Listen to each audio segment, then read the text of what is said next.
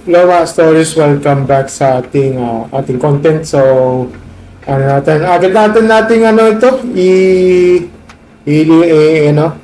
i-release to. Okay? So, ayun at ito pinakita ito sa Reddit. Ito galing ito sa subreddit ng page motorcycle. At ito yung nangyari, sabi daw, kapag ba pinakyu mo bang yung kapwa mo motorista tapos kinumpronta ka, tinanong ka, bakit ka namamakyo? Ang sagot dapat is, bakit nga ba? For the context, no, meron ang daming nagkakala, viral na to sa social media. So, kung sino man to, alam niyo na sino, ayaw ko magbanggit dito ng pangalan, no. First half, ayoko magbanggit ng sino mang tao ng involved, lalo na sa mga tong vloggers katulad niya, no? Na tapos, alam mo, parang tapos pinatulan, pinatulan yung mga followers. So, picture na lang to, inano ko lang sa dito. So, alam niya sino to, ayaw ko magbanggit. I-search mo na lang sa Facebook or sa Reddit, alam mo na sino yun. Makikita mo sa comment section okay. So, alam mo, okay na sana, medyo, kung totoo mali silang dalawa. Pero mas ahead talaga itong babaeng to Alam mo, yung sinabi yung parang nanghahamon siya parang nanghahamok siya. Suntukan, ganyan. Alam mo pa, oh my God, parang ginamit pa niya yung parang babae card Kasi pag ginamit ng babae card, i-aning ka, parang kakasuhan ka ng bawsi, ganun. Pag yan pinatulan mo yan, nakakalungkot isipin ito, tapos ganyan tong oh my God. Minsan kasi dito pa lang, sumakit ang ulo ko dahil sa kanina yun. Ayun.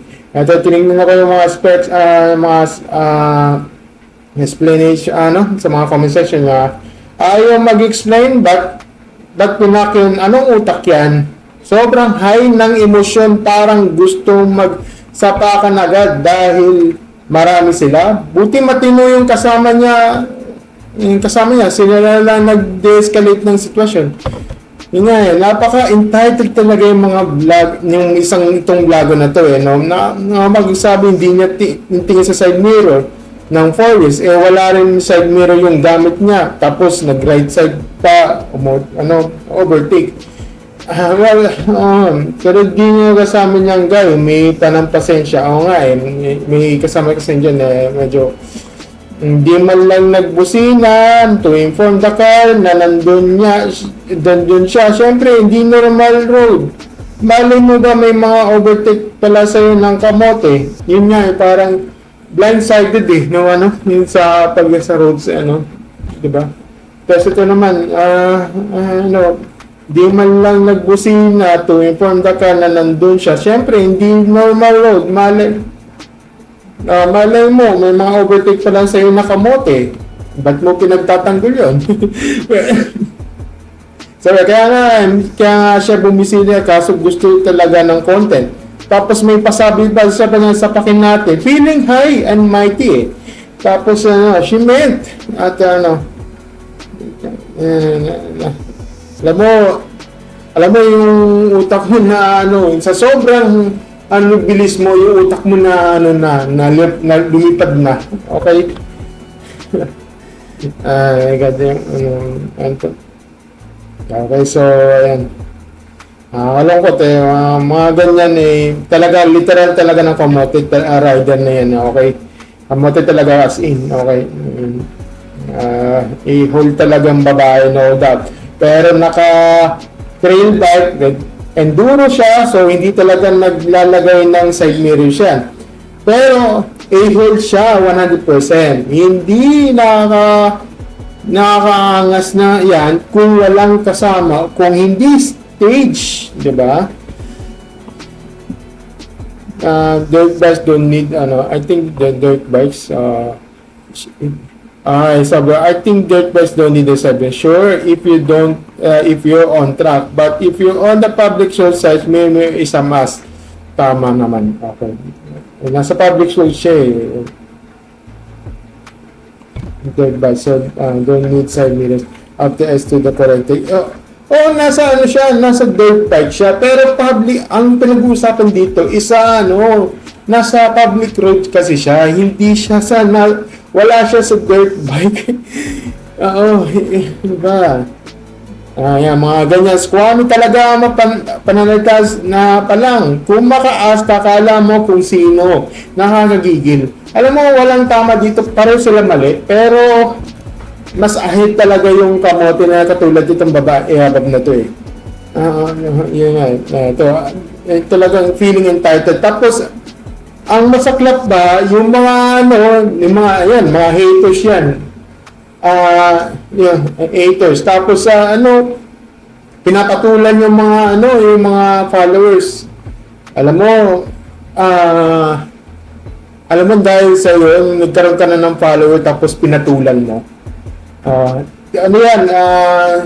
Di na magtataka magkakaroon ng downside na yan. For sure, downfall ka na yan. In an instant. Maniwala kayo sa magda-downfall yan katulad ng mga kamuting yung mga ating content creators na nagpapahamok sa comment section. Ayun. Di ba? Okay, so ayoko alam mo dito sa aking kino-content ko. I'm not pointing kung sino tong babaeng to o yung lalaking to na iharang ko lang sa so ayaw ko magbanggit dito, ayaw ko ipi-play sa right side ko para for the content. So para gamitin nila lang niya for the fame. I don't think so, okay? Or pang cloud chase man lang, walang hiya ka, okay? Pagigag gears mo, gili helmet. Okay, so, another Squammy motoglover, feeling entitled. Tapos ginamit pa yung mga, ginamit yung mga fallacies like ad hominem, yung derogatory, yung mga narcissism. Oh my God. Ganyan, diba? Ang dami sunog na sunog ang comments pero napakayabang ang laki ng ulo. Ayaw tumanggap ng mali sa part niya. Ang masaklap niya, ginamit ko pa yung attorney. Diba? My God. Dito pa. Tinakot pala tayo. Oh my God. No. For sure, magpo-phone out sa akin yan. Sinasabi ko sa iyo. Wala akong binabanggit na babae dito, Wala pa akong binabanggit. Wala akong binabanggit dito. Tapos sasabihin mo, so ako yun, yung parang sinunod siya, ganun din yan. Di sa ako susunod, ibig ko content niya. Okay, sige. Wala naman na akong Yan ang gusto mong entitled para para ikaw laging tama, porkit na babae ka. Diba? Yan ang hirap sa iyo. Diba yung mga ganyan na kamote. Yan. So, yun. Ito. Nakasulog. Ito, may sinabi dito. Nakasulog namin sila noong Sunday palabas ako ng papunta pa lang. Nag-giveaway ako sa kanila. Kahit nauna ako doon sa daanan since nakasasakyan naman ako tapos nakamotor, then bilang nagmomotor din alam ko ng challenges ng trail.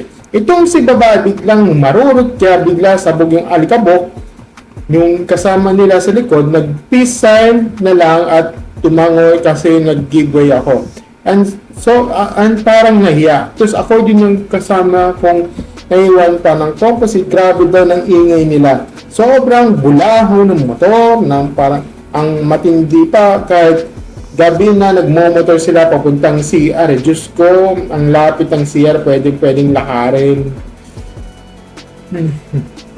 Okay, ayoko na mag-ano. Yan. Lalagay ko dito yung picture dyan. Ito yung tinutukoy ko Ayan, literal, kamote na rider, leche. Ito mga vlogger na. Alam mo, yung mga ganyan, for the views for the clout. Hinayupak na yan. Diba? Money cannot buy class. For the content. Diba? Mga babae naman, mga akala na mga lalaki, manghuhula. Ina nyo, yung babae, ganyan. Pag kumita ako sa Mars, hayop, sabihin mo, mo dahilan, di yung e-ebas ka ba? No, nag-e-ebas ka na parang jowa mo si kuya. Hulaan pa bang magtanong? Di ba? Never heard. Na pag namakit dapat na sa ganyan. Alam mo, okay na sana parang ito ba yung girl version ng diba? Ito ba si girl version ng ato? Mga hamok na mga followers. Nyo? Pinangay ito sa sikat nyo. Yan, ito dapat. Ito ang dapat sa'yo. Ganyan, suntukan na lang yan. Pero wala dyan. Ngayon, sabi niya, bobo ang argument ang puta. Nag-train pa siya kung ganyan lang. She should have been aware sa condition ng environment. Diba? Yung mga ganyan ang bobobo talaga. At proud pa siyang sabihin nung wala siyang side mirror. Napaka-title. Kamote naman. Diba? Diba? Mukha siyang maasa. Kagigiging nga walang class. Tapos gagamitin niya for public apology. So, di ko alam. Yung public apology na yan, hindi ko alam.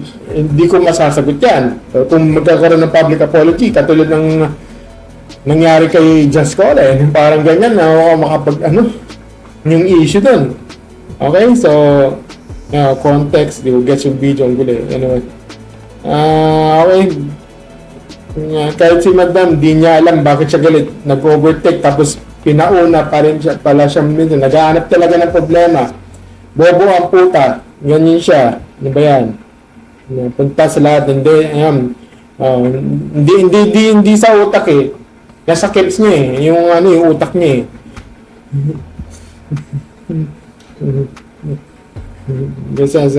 sana masemplang ka. Diba? Ay, nako. Kung totoo wala, nakakapanginit ang ulo noon pa lang Yung habang nag-edit ako doon sa rental. Pero, tapos ito lumabas. Tapos, ito yung kinaunti na engine na lalo ako nang init ang ulo dahil sa kanya Alam mo yun, di ba? Ginagamit niya for the content. Tapos pa, tinakot pa na may attorney siya, na may mayor siya. Wow, kapal ng mukha mo. Diba? Diba? Diba? Ano pa tayo, diba? Ewan ko sa'yo. Nako, diba? Nagigil ng ganyan ako. Yun lang, masasabi ko.